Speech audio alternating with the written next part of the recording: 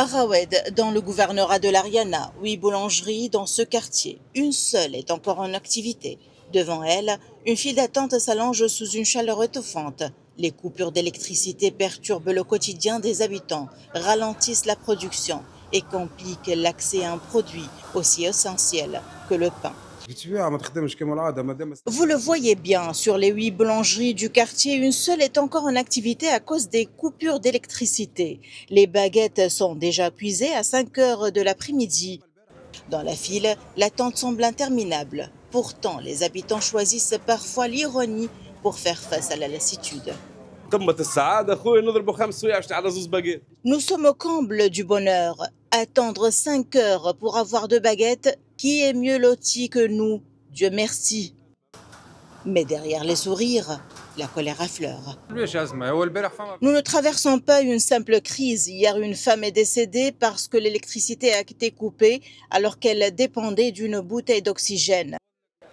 Pendant ce temps, le débat dépasse les files d'attente devant les boulangeries. Dans un communiqué, l'organisation tunisienne des jeunes médecins affirme avoir collecté des données auprès de médecins exerçant dans les hôpitaux publics. Selon cette organisation, entre 150 et 200 décès liés à la canicule auraient été enregistrés ces derniers jours.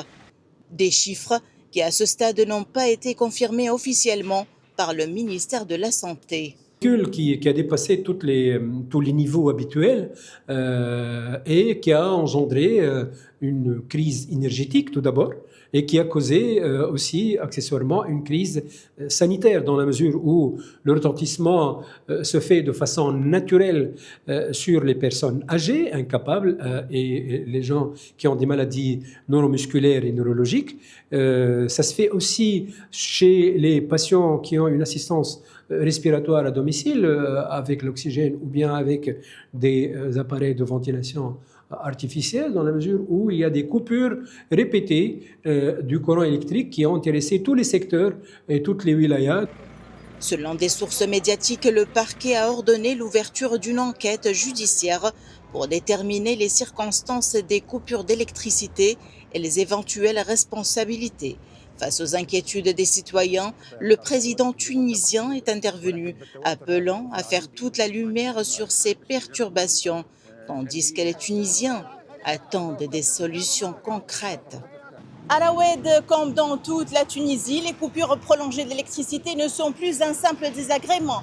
Elles paralysent le quotidien et mettent en péril l'accès aux services les plus essentiels. Depuis Tunis, Najwa Becha pour Média.